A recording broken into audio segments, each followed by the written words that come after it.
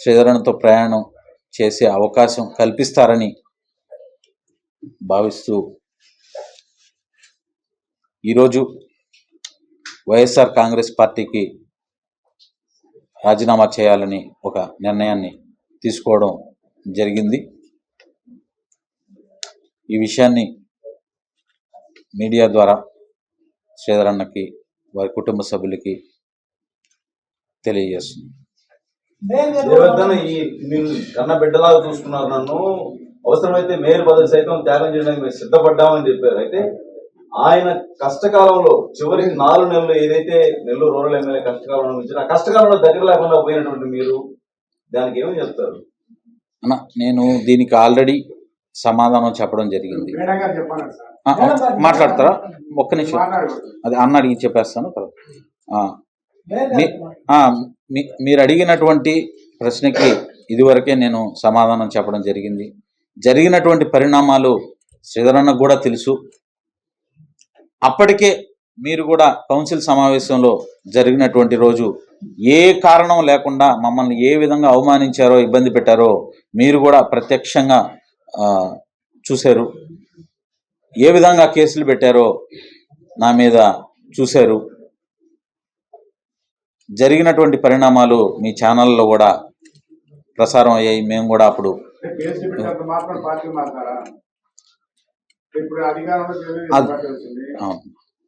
అంటే మేము అధికారం కోసం తెలుగుదేశం పార్టీలో చేరాలని ఈరోజు కోరుకోవట్లేదు. మేము జరిగినటువంటి తప్పు ఏదైతే ఉందో శ్రీధరన్నని వదిలి మేము ఆ రోజు అది కూడా చెప్పడం జరిగింది. శక్తి ఉన్నంత వరకు, మాకు శక్తి ఉన్నంత వరకు భరించాం. అన్ని విషయాల్ని కూడా, అన్ని అవమానాలని భరించాం, అన్ని ఒత్తిడిని భరించాం. ఒకటైతే అర్థం చేసుకోమని అడుగుతున్నా, నా ఆర్థిక స్థాయి, నా శక్తి సామర్థ్యాలు ఏందని కూడా ఇక్కడ నాకు ఉన్నటువంటి పత్రికా విలేకరులు చాలామంది నాకు సోదరులతో సమానం. వారితో నేను అదేవిధంగా మెలుగున్నా. వారందరికీ కూడా నా శక్తి సామర్థ్యాలు కానీ, నా ఆర్థిక పరిస్థితి కానీ అందరికి కూడా తెలుసు. ఆ రోజు కోట్ల రూపాయలు నాకు అధికార పార్టీ ఇస్తానని చెప్పిందా లేదా అనేటువంటి విషయం మీకు కూడా తెలుసు. నేను కోట్ల రూపాయలని వదులుకునేటువంటి అంత కోటీశ్వరుని కాదు. కేవలం ఒక పేద కుటుంబానికి చెందినటువంటి వ్యక్తిని. కేవలం నాకున్నటువంటి ఆస్తి ఆ రోజు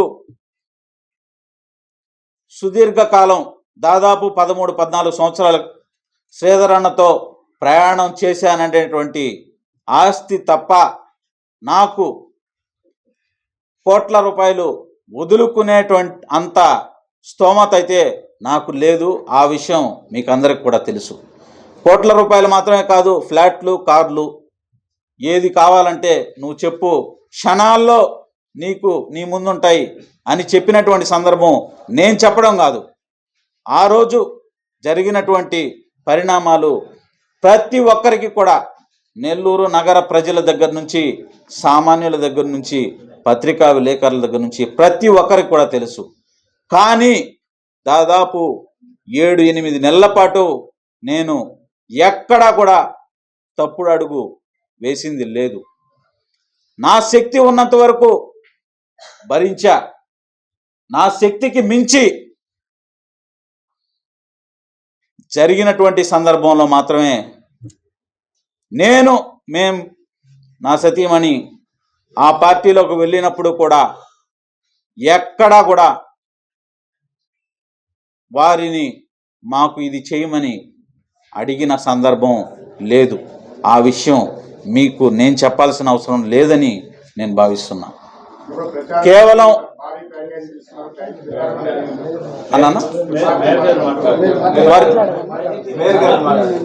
ఇదే చెప్పేసారు అన్నా. మేము తర్వాత అదే ఛాంబర్కి ఒకరోజే వచ్చాము. వీళ్ళని ఏ విధంగా ఇబ్బంది పెట్టాలో ఇదే ఛాంబర్లో వచ్చి కూర్చొని మీరు 10 రోజుల్లో 10 రోజుల్లో మీరు వైఎస్ఆర్ కాంగ్రెస్ పార్టీలో చేరకపోతే శ్రీధర్ రెడ్డి గారిని వదిలి మీరు రాకపోతే మీ పదవి 10 రోజుల్లో పోతుంది. మీరు అనేక ఇబ్బందులు ఎదుర్కోవాల్సి వస్తుంది. ఆ చర్యలు చాలా దుర్మార్గంగా ఉంటాయి. ఈ ప్రభుత్వం గురించి మీకు తెలుసు కదా అని ఇదే ఛాంబర్లో మాకు చెప్పడం జరిగింది. అప్పుడు మేము ఒకటే చెప్పాం, ఎటువంటి పరిస్థితులనైనా ఎదుర్కోవడానికి మేము సిద్ధంగా ఉన్నాం. మాకు ఈ అవకాశం, ఈ స్థానం కల్పించింది మా ఆరాధ్య నాయకుడు కోటంరెడ్డి శ్రీధర్ రెడ్డి గారు. వారి వెంటే మేము నడుస్తాం. వారితో మాకు కేవలం రాజకీయ అనుబంధం మాత్రమే కాదు, 15 సంవత్సరాలుగా నాకు వారితో కానీ వారి కుటుంబంతో కానీ ఉన్నటువంటి, వారు మమ్మల్ని చూసుకున్నటువంటి పరిస్థితితో ఆ రోజు మీరేం చేసినా, మీరు మా పదవి తీసేయండి అని చెప్పడం జరిగింది.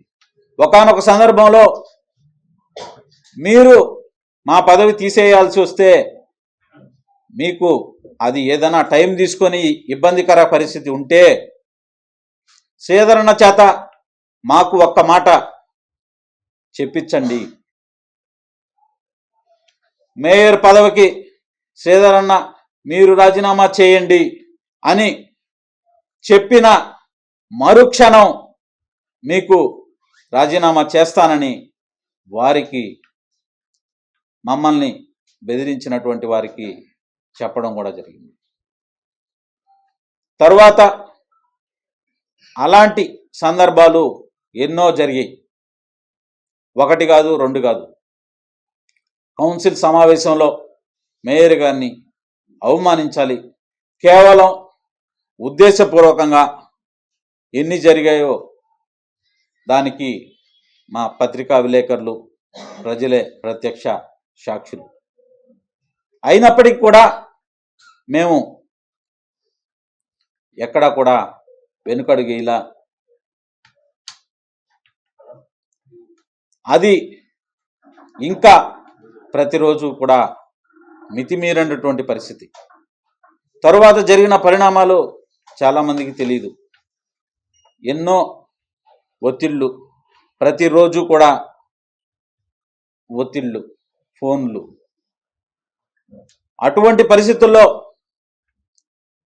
దాదాపు 7-8 నెలలు కూడా శ్రీధరన్నతోనే మేము ప్రయాణం చేయడం జరిగింది.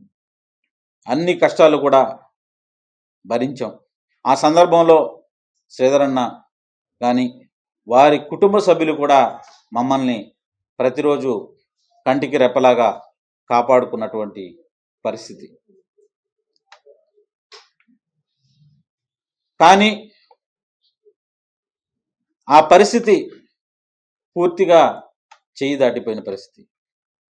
మేము మా శక్తికి మించి భరించలేని విధంగా అధికార పార్టీ ఆ రోజు మా మీద ఒత్తిళ్లు తీసుకొని రావడం జరిగింది.